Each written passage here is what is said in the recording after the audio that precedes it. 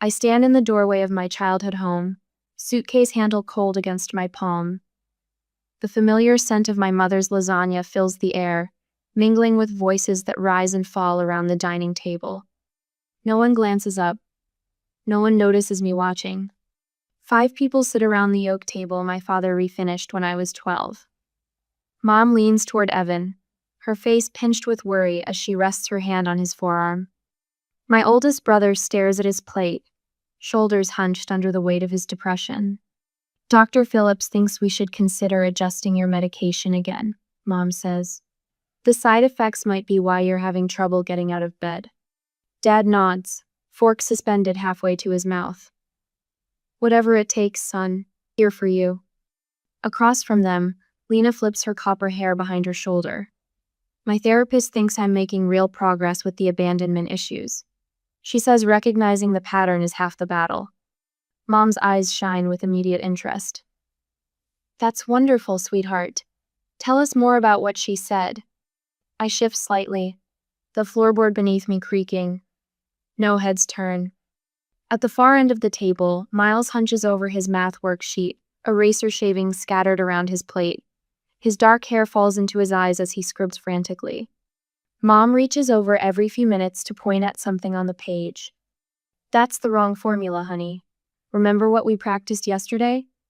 Jacob sits beside him, thumbs tapping on his phone screen, lips pressed tight with anxiety. The blue light from his screen casts shadows across his pale face. I count the minutes. 1, 2, 3, 4, 5. The family portrait hangs crooked on the wall behind them. In it, I stand slightly apart, smiling too brightly. I was 17 when it was taken, already planning my escape. My throat tightens. I clear it. Mom jerks her head up, hand flying to her chest. Oh, when did you get here? Dad barely glances from his plate. There's pasta on the stove if you're hungry. No questions about my new apartment across town. No curiosity about why I came by with a suitcase. No one asking about the promotion I mentioned during our last brief phone call. I place my house key on the counter. The metal connects with granite, making a sound like a tiny bell. Silence falls for 3 seconds. Mom, did you sign my permission slip? Miles asks, the moment passing without acknowledgement. The memories surface without warning. Me at 8, clutching a science fair trophy in an empty auditorium, the janitor offering congratulations because no one else was there. At 14, cooking dinner for everyone while Mom sat with Lena during her first withdrawal. At 18, working the night shift at the grocery store to pay for textbooks while my parents covered Evan's therapy and Jacob's private tutor. You're a rock, Lauren. The easy one. The one who never needs anything. Easy because I learned not to ask. Never needing because I knew the answer would always be, not now, your brother's sister needs me. Miles erases something furiously, paper tearing. Dad moves to his side, pointing at the problem. You need to isolate the variable first then. I'm moving to Seattle tomorrow, I say. The words fall from my lips like stones. Dad nods distractedly, still focused on Miles's homework. That's the approach. Good thinking. He hasn't heard me. I repeat myself, louder. Mom glances up, automatic smile in place. That's nice, dear. Who's going to help with Miles's homework while I'm taking Evan to his new psychiatrist? No questions about my plans. No curiosity about my job prospects or living situation. Just the immediate calculation of how my absence affects their needs. The realization crystallizes in my chest, sharp and cold and final. I am truly invisible. Have always been. Their eyes look through me unless they need something. I reach out slowly and take the key back from the counter. No one watches as I slip it into my pocket. I close the door behind me without slamming it. The sound is soft, deliberate, final. On the porch, I pause. A childish part of me waits for footsteps, for someone to follow to ask why. Silence from inside. The moving truck sits in the driveway, already packed with the few things I own. Monica and Jade wait in their car at the curb, the engine running. When they see me emerge, Their faces light up with genuine smiles. They wave enthusiastically, already making room for me. They see me. I take one step away from the house, then another. Each feels lighter than the last. Have you ever realized someone doesn't see you until they need something from you? My story continues with what happened after 2 years of complete silence from my family. Sunday morning sunlight streams through the bay window of our apartment, casting golden squares across the hardwood floor. The scent of fresh coffee mingles with Monica's cinnamon pancakes as Jade sets our rickety table, humming along to Fleetwood Mac on the record player. Our living room walls tell the story of the past 2 years shaking the Olympic Peninsula. Halloween costumes from last October, spontaneous road trips to Portland. My face appears in every photo, smiling without effort. Earth to Lauren. Monica waves a spatula at me, her curls wild from the kitchen steam. You're doing that thing again. What thing? I pour more coffee into my chipped mug from Pike Place Market. That quiet, smiling thing, like you're counting blessings in your head. I shrug, unable to deny it. Just this, all of it. Jade flops onto the couch beside me, shoulder bumping mine deliberately. 2 years of Sunday brunches. Pretty good streak we've got going. The three of us found each other through a roommate ad after I arrived in Seattle with nothing but a suitcase and determination. We're different in 1,000 ways. Monica teaches kindergarten with boundless energy. Jade codes video games with intense focus, but somehow it works. Did you tell them yet? Monica asks, sliding a stack of pancakes onto the communal plate. Tell us what? Jade perks up, reaching for the syrup. I got the promotion, I say, feeling my cheeks warm with the admission. Something about sharing good news still feels strange, like I'm taking up too much space. Senior data analyst, starts next month. They both whoop, Monica abandoning the stove to crush me in a hug while Jade runs to the refrigerator. We were saving this, Jade says, returning with a bottle of champagne. But screw mimosas. This calls for straight bubbles. At 10 in the morning? I laugh. Absolutely. Monica takes the bottle. You worked your ass off for this. We're celebrating. The cork pops, and Jade holds out mismatched flutes we found at a thrift store. As the glasses clink together, I breathe in the moment messy, warm, perfect in its imperfection. So different from the sterile silence of my parents' house, where accomplishments vanish like smoke unless they belong to someone else. My phone buzzes against the coffee table. I ignore it, focusing on Monica's story about her latest classroom disaster involving glitter and a class hamster. It buzzes again, and again. Someone really wants to talk to you, Jade says, eyebrow raised. I reach for the phone, expecting work, freezing when I see the name. Dad. 22 months of silence, broken on a Sunday morning. The message glows against the screen. If you don't come home for Thanksgiving, don't expect anything more from us. Blood rushes to my ears. My hands turn cold, then start to shake. Lauren? Monica's voice sounds far away. What's wrong? I pass her the phone wordlessly. Jesus, she whispers, showing the message to Jade. After nearly 2 years of radio silence, my brain scrambles to make sense of the threat. Anything more from us? I haven't asked my family for a single thing since I was 17. Not money for college, not emotional support when I was laid off last winter, not even a birthday card when I turned 24 in June. I type a response, delete it, type again. Finally. I haven't relied on you financially or emotionally since I was 17. What exactly would I be missing? My finger hovers over send. It feels both true and cruel. You okay? Jade asks, her hand warm on my suddenly cold arm. I will be, I say, pressing send before I can reconsider. The phone erupts immediately with notifications. A wall of texts from Mom about family obligations and how I've always been the selfish one. A message from Jacob that simply reads, Miles needs his big sister, please. Then the extended family chimes and Aunt Celia, Uncle Rick, even my grandmother's sister whom I've met twice. All variations on a theme, the situation at home, and your responsibility to family. Not one asks how I am. Not one acknowledges the nearly 2 years of complete silence. What situation? Monica asks, reading over my shoulder. What are they talking about? I call Jacob, the only one who might give me a straight answer.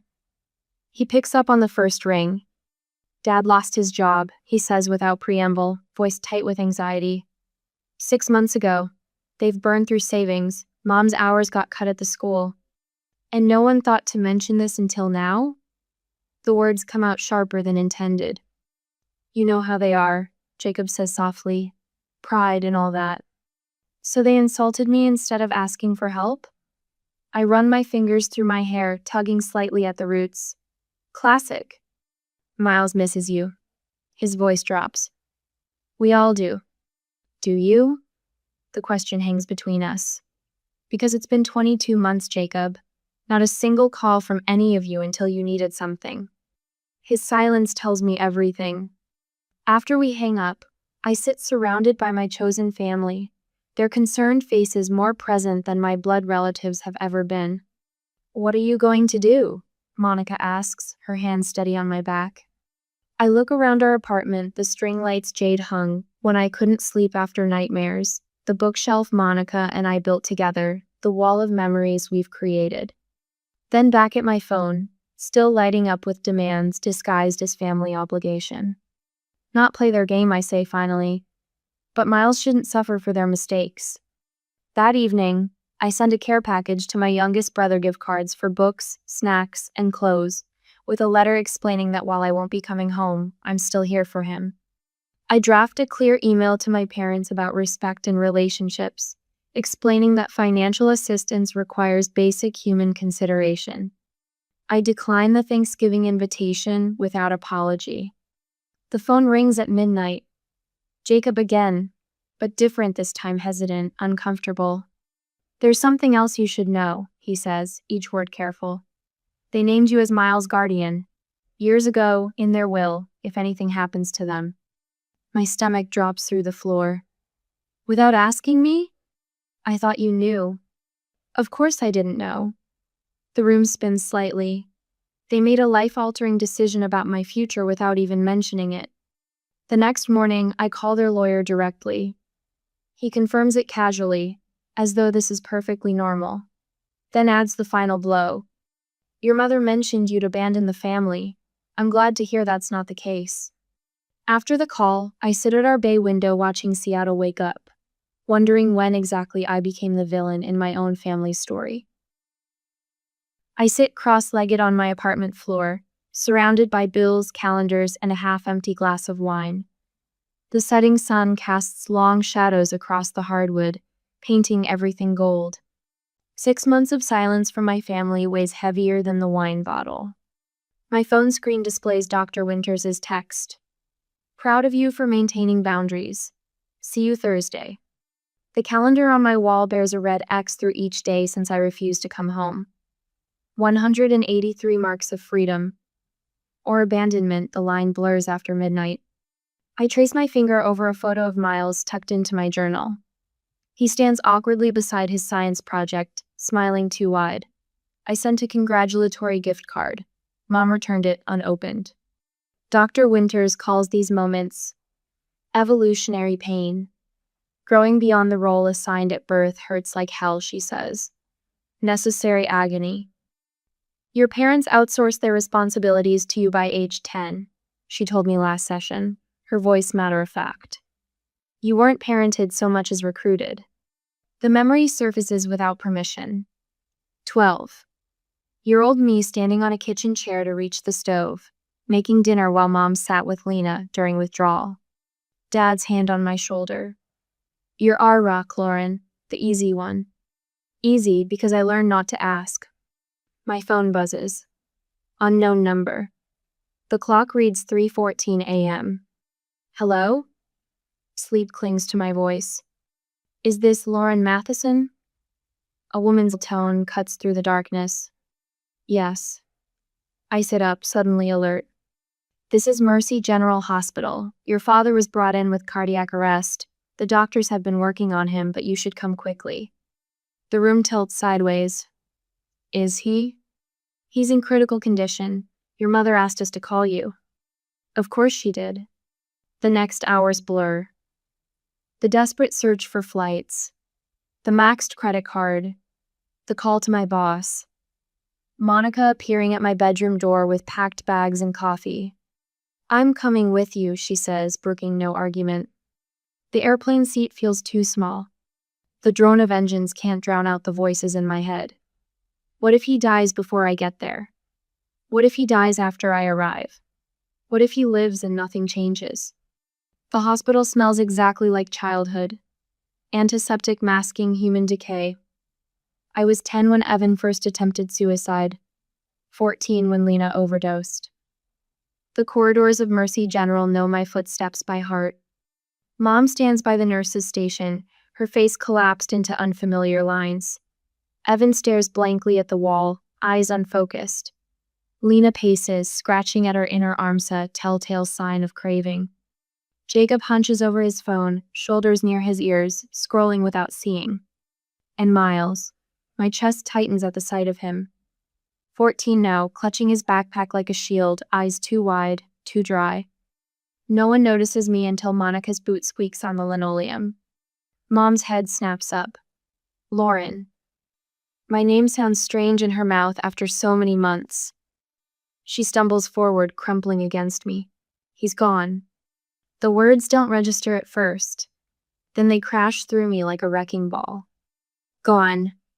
I hold her awkwardly, this woman I barely recognize. Over her shoulder, I catch Miles watching us, his face terribly still. The doctor needs forms signed, Mom whispers against my shoulder. I just can't. The doctor appears, clipboard in hand. She doesn't ask who I am, just hands me the paperwork. You're listed as next of kin. Of course I am. The next week passes in a fog of duty. I arrange the funeral because Mom can't stop crying. I clean out Dad's closet because Evan stares at it for hours without moving. I cook because no one else remembers to eat. I help Miles with algebra homework while he tries not to cry. Dad usually helps me with the word problems, he says, eraser shavings scattered across the kitchen table. I know, buddy. I place my hand on his shoulder. I'm here now. The weight of those words settles over the house like dust. I find Mom's bills stacked in a drawer, many marked final notice. I organize payment plans with money I can't spare. I wash sheets soiled when Lena vomits after drinking too much at the reception. I hold Jacob through a panic attack at midnight. Monica watches from the guest room doorway, concern etched on her face. You're slipping back into old patterns, she warns. Just until things stabilize, I promise. The lawyer's office smells like leather and wood polish. Mr. Grayson, Dad's bowling partner for 20 years, clears his throat as we gather around the mahogany table. Robert left a detailed will, he begins, not meeting my eyes. Lauren, you're named executor of the estate. Mom nods as though this makes perfect sense. There's also the matter of Miles. Mr. Grayson slides a document toward me. Your father and mother named you as guardian, should anything happen to both of them. Mom is still here, I say carefully. Margaret has signed a voluntary transfer of guardianship, Mr. Grayson continues. Given her current state, she feels unable to provide adequate care. I turn to her, stunned. She stares at her hands. You always were the responsible one, she says, her first words to me in days.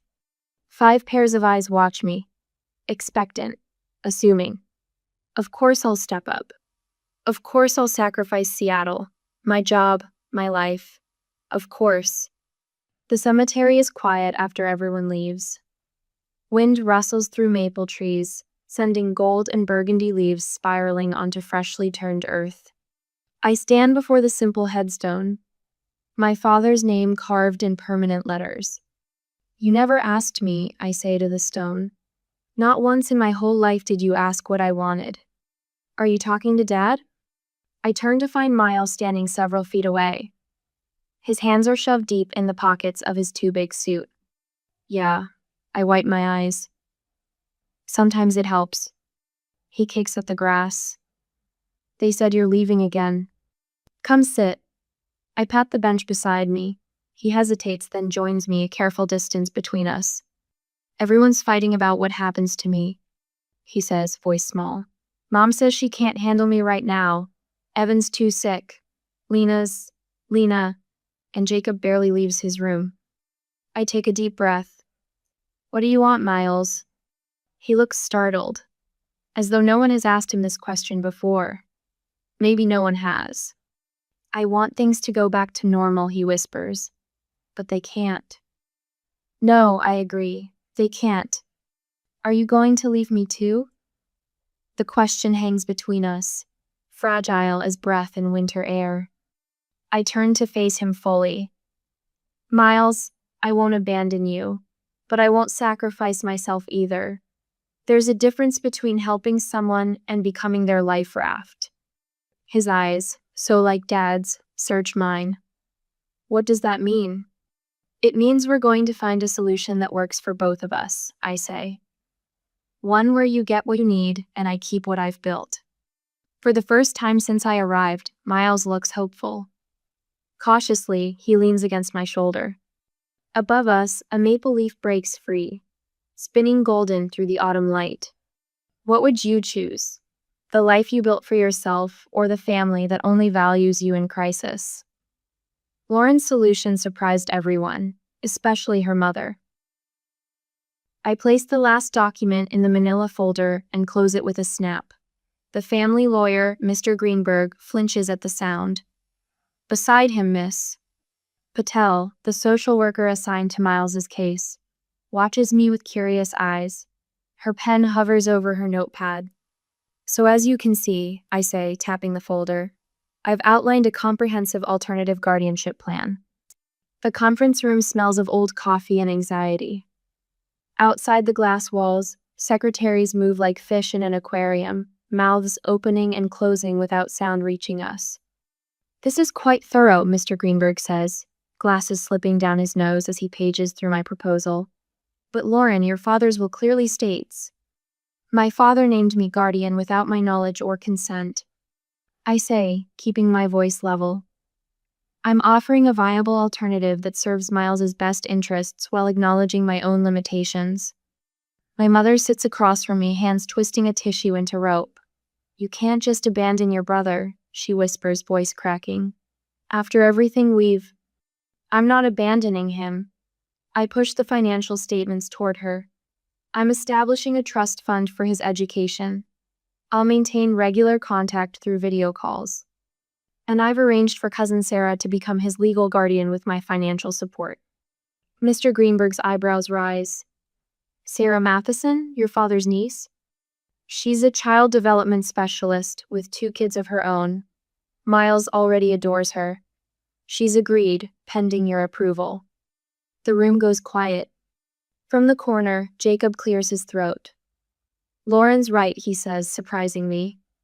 We've always expected her to pick up our slack. When has anyone asked what she wants? Mother's face hardens. So that's it? You make a little folder and walk away from your responsibilities? What kind of daughter? The kind who was never seen, I say, the words slicing through the air. The kind who learned at 8 years old that her accomplishments didn't matter. The kind who cooked dinner while you sat with Lena during withdrawal, but no one sat with me when I had pneumonia. Miss Patel writes something in her notepad. Mr. Greenberg looks uncomfortable. My non-negotiable conditions are in Section 3, I continue, pointing to the tab. Miles receives therapy. The whole family attends monthly sessions if they want my continued financial support. And Miles gets his own cell phone so we can talk without interference. Mother's face flushes crimson. You're holding your own brother hostage for money? No, I'm requiring accountability for once. The door opens. Miles slips in, lanky and nervous in his 2 short jeans. You wanted to see me? He asks, eyes darting between us. Yes, Miles, I say, softer now. I wanted you to know the plan directly from me. I explain everything while he listens, face serious beyond his 14 years. When I finish, he nods slowly. So you'll still be my sister? Just not my sister? A laugh escapes me, sudden and real. Exactly. I'll be your sister who loves you enough to make sure you get what you actually need. He considers this. And I get to go to computer camp next summer like we talked about? It's in the trust stipulations. Cool. He turns to Mother. I'm okay with it. Lauren shouldn't have to give up her whole life just because Dad didn't ask her first. Mother's mouth hangs open. The tissue in her hands has disintegrated into white confetti. Mr. Greenberg closes his folder. Well, this is unorthodox, but legally sound. Miss Patel? The social worker nods. The plan prioritizes stability for Miles while maintaining family connections. I'll recommend approval. Mother stands abruptly, chair scraping the floor. This isn't over, Lauren. The family is already talking about how heartless you've become. She sweeps out, the door banging behind her. Jacob stays, hands fidgeting on the table. I'll talk to her. She just doesn't know how to let go. Neither did I until I had to, I say. 3 days later, I step off the plane in Seattle. The familiar rain taps a welcome on the terminal windows. Monica and Jade wait beyond security holding a glittery sign. Welcome home, Boundary Queen. Tears spring to my eyes as I fall into their arms. How'd it go, warrior? Monica asks, taking my carry-on. They hate me. They love me. They don't know what to do with me. Did your plan work? Jade asks as we walk toward the exit. The lawyer approved everything. Miles gets what he needs. I get to keep my life. That night, we open wine on our balcony. The Seattle skyline glitters like stars brought to earth. To healthy boundaries, Monica toasts. To chosen family, Jade adds. My phone buzzes. A text from Jacob. You inspired me.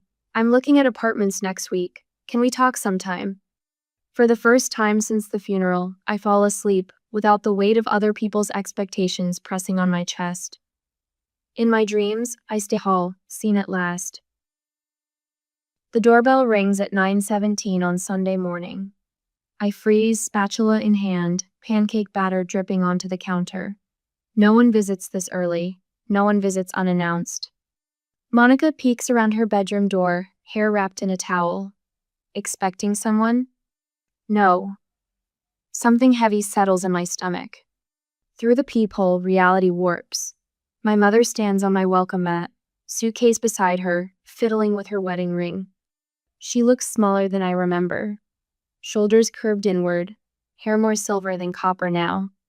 When I open the door, winter air rushes in. Lauren. She attempts a smile. Surprise. Behind me, Jade emerges from her room, eyes widening as she spots my mother. She and Monica exchange glances loaded with silent communication. Mom. My voice remains steady. What are you doing in Seattle? She lifts her chin, fingers clutching her purse strap. I sold the house. I thought it was time to be close to family. The words hit like individual stones. Sold. The house. My childhood home gone without a single phone call. She glances at her suitcase. I was hoping I could stay with you until I find a place. I'm too old to be rattling around that big house all alone after all these years. Monica steps forward. I'll make some coffee. Mom peers past me, scanning the apartment, my peaceful space, my sanctuary. This is cozy? Temporary, I assume? I've lived here 3 years, Mom. Well, she sniffs. We'll find you something better once I'm settled. I don't invite her in. She takes a step forward anyway. Miles asks about you constantly. Her voice drops. Jacob barely visits since his promotion. Evan's medication isn't working again. Each name wielded like a weapon. I've been handling everything myself. How did you find my address? Her lips tighten. Jacob gave it to me. Someone in this family had to step up. Jade appears beside me, hand on my shoulder. I have those documents you needed for tomorrow's meeting, Lauren. On your desk. My mother's eyes narrow at the interruption, the mask slipping for an instant. I assume you have a spare room? She asks, ignoring Jade completely. No. The single word hangs between us. Don't be ridiculous. Of course you do. She points to our hall closet as if claiming territory. That can be cleared out. I won't need much space. Mom, I've already arranged to transfer Miles's guardianship papers. The lawyer said it would be simpler with both of us in the same state. My blood runs cold. What? Well, you can't expect me to manage him from here if something happens to me. And with Evan's condition, he can't possibly. You sold our house without telling me. My voice remains level. She waves dismissively. You left, Lauren. You abandoned your responsibilities. Something inside me shifts, a tectonic plate finally breaking free. I was 17 when I cooked dinner every night while you sat with Lena. The words rise from somewhere deep touched. I was 14 when I taught myself algebra because you were busy with Evan's therapist. She blinks rapidly. That's not. I had pneumonia for 8 days in 11th grade. I took myself to the doctor, picked up my own prescriptions. We were going through a difficult time. When wasn't it a difficult time? I won the state science competition. No one came. I have the photo, just me and the janitor who offered to take it. Her face pales. Lauren, this isn't appropriate with your roommates here. I was invisible until you needed something from me. The neighbors across the hall open their door a crack, witnessing the quiet demolition of pretense. That's simply not true, but uncertainty creeps into her voice. I step back into my apartment. Wait here. I retrieve the box from my closet. 3 minutes later, I return, placing it at her feet. My hospital discharge papers, signed by me, not you. My college tuition receipts all paid by me. My birthday cards, I pull one out, opening it. To our daughter on her special day. No name, just daughter. Not even a proper signature, just mom and dad. She stares at the evidence, hand pressed to her mouth. Every school award, every achievement, every time I needed someone, I tap the box. Documented proof of my invisibility. Her shoulders collapse first, then her expression. Tears spill down her lined face. I never meant. For once, words fail her. I know. And somehow, I do know. She never meant to erase me. She simply never saw me at all. I'm sorry, Lauren. The words sound foreign in her mouth, unpracticed. I forgive you, I say, surprising myself with the truth of it. But forgiveness doesn't mean access. She looks up sharply. If you want a relationship with me, we start from scratch. Real conversations, reciprocal care, professional family therapy. I point to the suitcase. But you're not moving in. You're not taking over. I have boundaries now. What am I supposed to do? Her voice small, lost. Whatever adults do when their plans fall through. Figure it out. She wipes her eyes, nodding slowly. For the first time, she truly sees me standing in my own doorway, no longer the convenient daughter but a woman who cannot be diminished. May I call you? When I find a place? You may. She picks up her suitcase. I don't offer to help. As she walks toward the elevator, your visible weight lift from my shoulders. When I close the door, Monica and Jade are waiting, silent witnesses to my transformation. You okay? Jade asks. I exhale. I think I finally am. I balance 3 plates along my arm, a skill from waitressing days that never fades. Laughter spills from my living room where 15 people celebrate my birthday. The aroma of garlic bread and homemade lasagna fills my apartment. Mom's recipe, cooked my way. Through the kitchen doorway, I spot Miles showing Jacob's boyfriend how to play that strategy card game he's obsessed with. At 14, almost 15 now, he towers over the coffee table, shoulders straight, confidence blooming since he started living with cousin Sarah. His weekend visits to Seattle have become our sacred tradition. Jacob catches my eye across the room and raises his glass in silent toast. The anxiety that once shadowed his face has softened. We exchange genuine smiles, a small miracle after everything.